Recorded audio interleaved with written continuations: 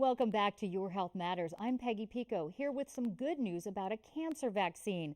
Most of us have heard about breast cancer and the importance of regular mammograms, but there's another cancer women need to be extra aware of too. Breast cancer has the walks and the awareness and the pink ribbons and things, and I think cervical cancer and other kinds of female cancer are kind of quiet cancers. Quiet because oftentimes the symptoms for these related cancers don't appear until the diagnosis is too late. I had not had a pap smear in 10 years. For Leslie, procrastination almost cost her life. My pap smear came back as abnormal. My doctor looked at it a little closer, and the technicians came back and said it definitively is cancer. So they decided to do the radical hysterectomy, and there was no further cancer in that. So I was very lucky on that. I didn't have to have chemotherapy or any of those follow-up type things.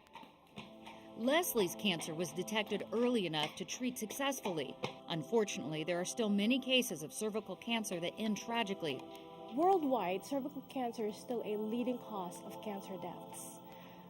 There are approximately 493,000 women globally who are stricken with cervical cancer, and of those women, over 270,000 will die.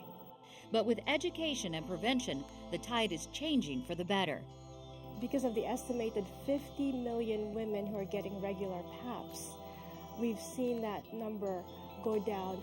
The key is diagnosing cervical cancer before it becomes cancer. It's diagnosing it in its dysplastic or precancerous stage. During that phase, it is very curable. Unlike other gynecological cancers, cervical cancer is actually a sexually transmitted cancer. Doctors have made a direct correlation between a patient infected with the HPV virus and cervical cancer.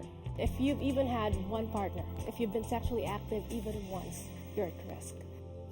But now there's a vaccination available that young women can get that will prevent them from getting the virus and the possibility of developing cervical cancer. That alone gives Leslie and her husband David a positive outlook, not only for themselves but others too.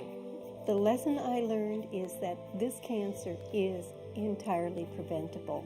Screening alone has decreased cervical cancer by 70%. You add to that HPV testing, which increases the accuracy of detecting cervical cancer and precancer, plus now the vaccine.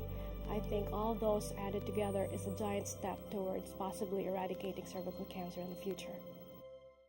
A giant and amazing step, Dr. Kang. Is this cancer vaccine, this HPV vaccine, the first cancer vaccine we've seen?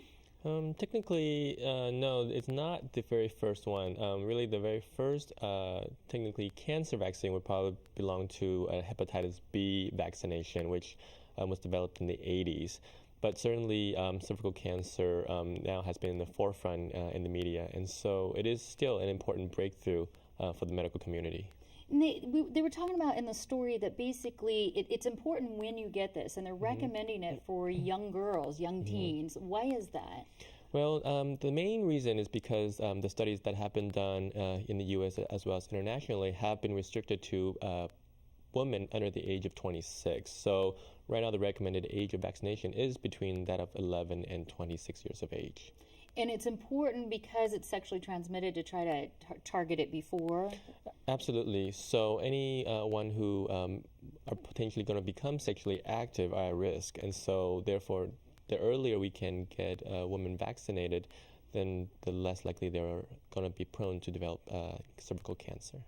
And I know we talk a lot about younger women when we talk about this. What about older women who still have their cervix, still at risk? What if they haven't been sexually active for years and let's say they're dating, widowed, something like that? Are they also a candidate?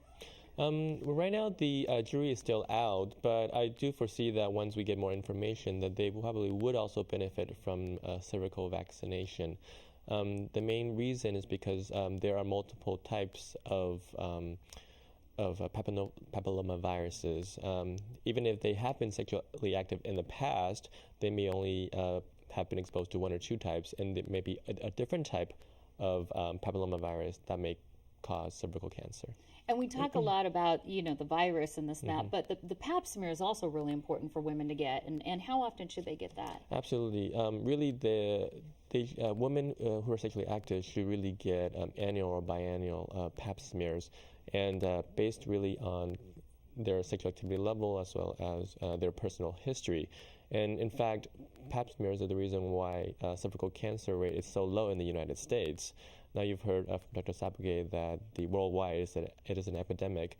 Really, in the United States, only about 11,000 women get cervical cancer annually, which is very low. And that's because of the screenings. Absolutely. And over at Eden now, you treat cancer patients of all time. There are, as far as treating cervical cancer, there are options available, correct? Absolutely. And the number one option, it would still be that of surgery.